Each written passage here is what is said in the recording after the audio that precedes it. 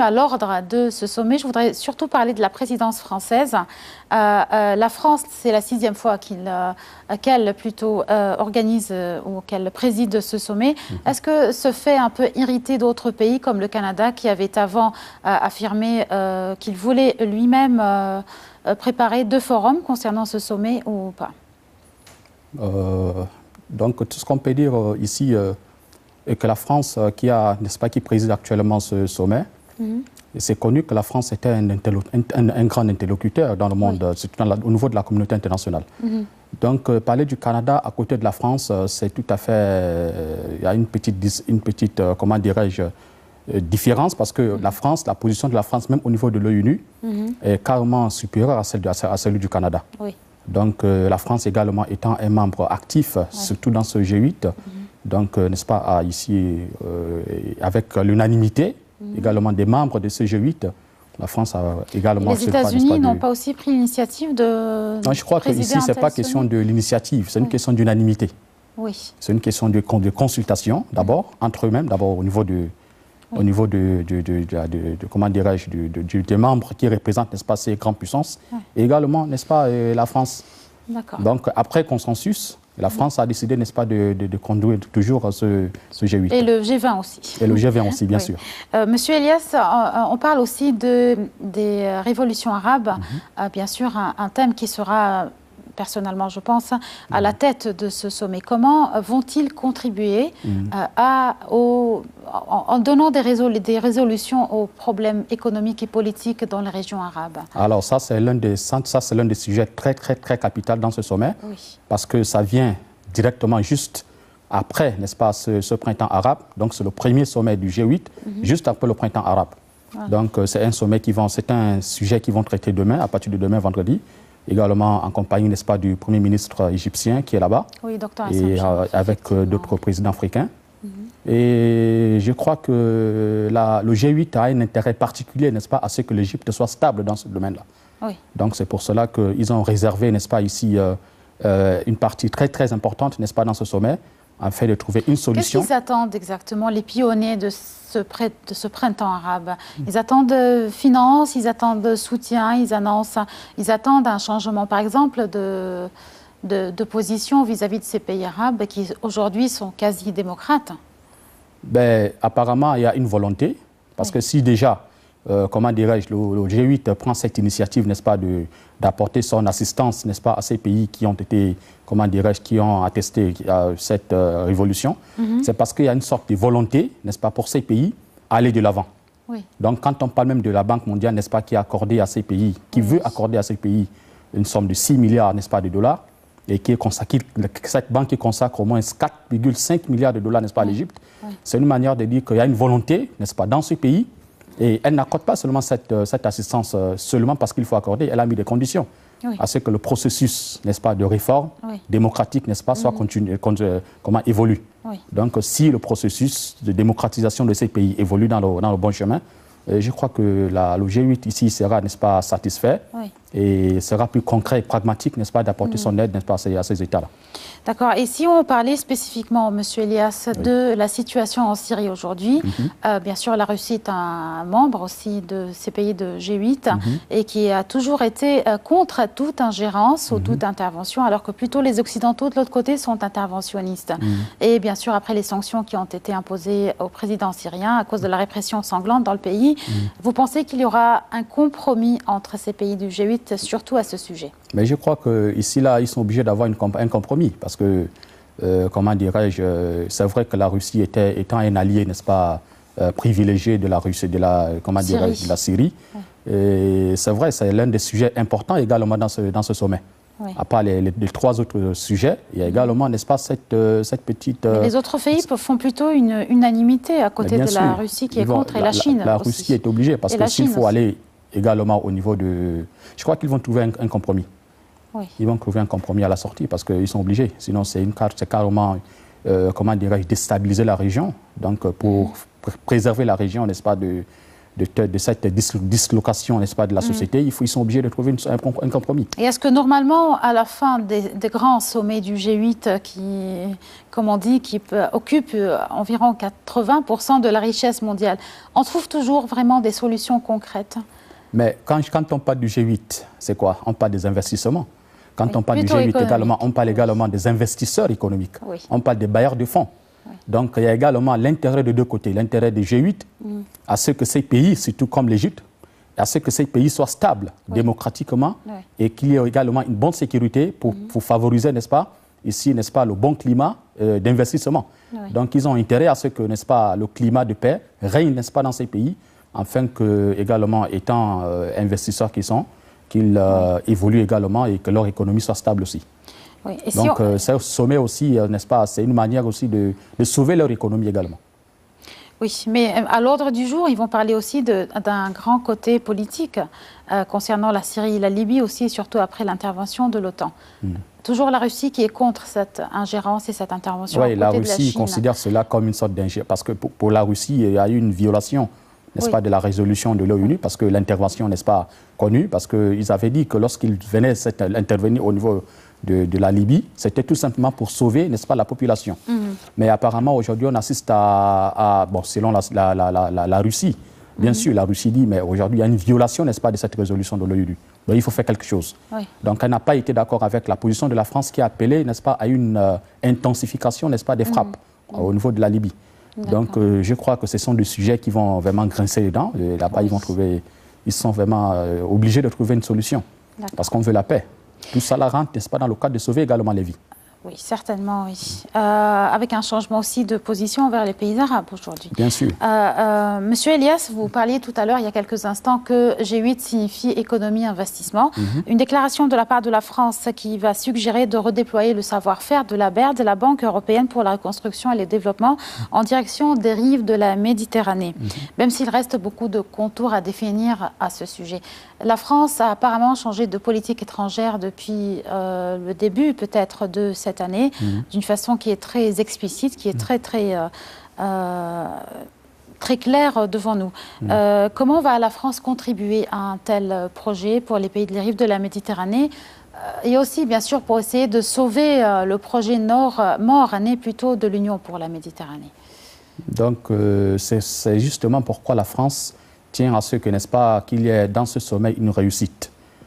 Parce que si vous constatez bien, depuis un certain temps, il y a un afflux, n'est-ce pas, des émigrés de ces pays du Nord, n'est-ce pas, du Nord vers également l'Europe. Donc, pour essayer, n'est-ce pas, d'éviter ce genre d'afflux, il faut également, n'est-ce pas, créer un climat qui va permettre, n'est-ce pas, à ces personnes qui vont dans ces pays-là d'évoluer, d'émerger également dans la société. Donc, je crois que la France également étant un membre actif, j'ai dit bien un membre actif au niveau de cette Union de la Méditerranée, ici devient une sorte, comment dirais-je, va arriver dans ce sommet à convaincre non seulement le G8, mais également le G20, parce que la France aussi préside le G20, n'est-ce pas, à trouver une solution à ce problème, parce que c'est vraiment un problème qui tient à cœur la France.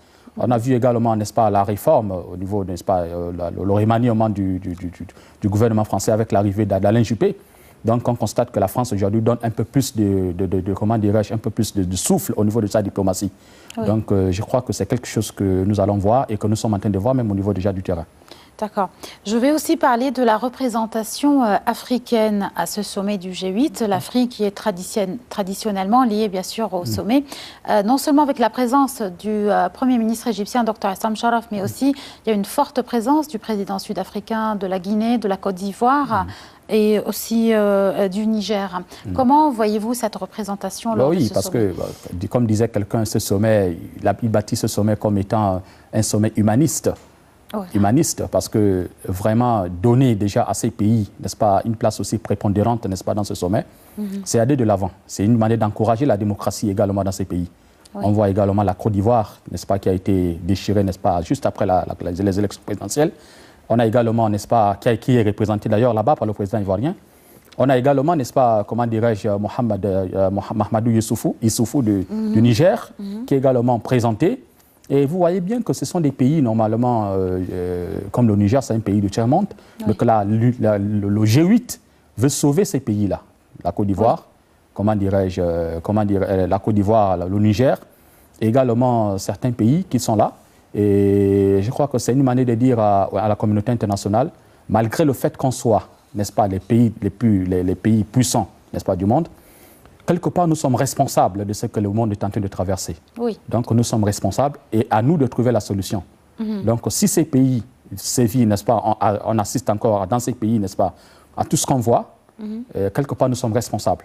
On doit faire quelque chose. C'est à cause de ça qu'ils ont invité, n'est-ce pas, ces pays, enfin, ensemble, de savoir ce qui va et ce qui ne va pas et essayer de trouver une solution à ces problèmes-là. Oui.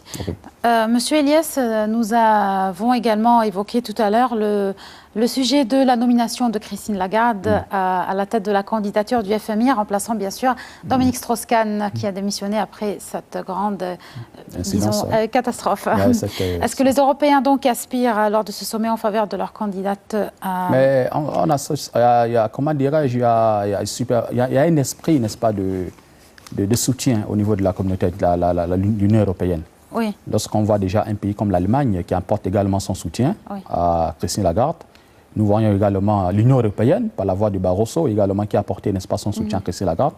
Et je crois qu'elle est bien placée également. Malgré la réticence de quelques pays émergents aussi. Oui, bien sûr, parce qu'ils se voient également le droit, n'est-ce pas, de dire quelque chose. Ils vont donc... Oui, bien sûr, ils peuvent causer problème au niveau de ce choix.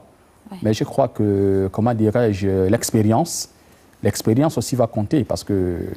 Bien qu'elle soit aussi impliquée dans suivie par une enquête avec... Oui, c'est vrai, mais elle reste encore déterminée parce qu'elle dit que malgré le fait qu'elle soit, n'est-ce pas, inculpée dans cette affaire, sa candidature reste toujours d'actualité et qu'elle va aller jusqu'au bout. Donc je crois que c'était un candidat. Avec Sarkozy qui préside le G8 et Christine Lagarde qui est sa ministre des Finances. Parce que le plus important aussi, ce n'est pas la présentation du candidat. Il y a aussi les États-Unis qui jouent un rôle très très important dans le choix, n'est-ce pas, du candidat. Donc jusqu'à présent, les États-Unis n'ont pas encore dit son dernier mot. Donc, oui, mais ils avaient affirmé qu'ils s'alignaient presque totalement à cause d'une attraction envers Christine Lagarde. Oui, c'est justement ce que je vous ai dit, que Christine Lagarde est une candidate, n'est-ce pas, de taille. Vu son expérience dans le domaine économique, je crois que ce n'est pas facile, n'est-ce pas, que ces pays, n'est-ce pas, sont vraiment attirés, d'abord par son CV. C'est une femme très dynamique dans le domaine économique. C'est justement pourquoi ils sont influencés, n'est-ce pas, par cela. Et nous allons également voir, n'est-ce pas, après ce sommet, aller de l'avant et trouver une solution à cela. Je crois que Christine Lagarde est favorite aussi dans la succession de DSK.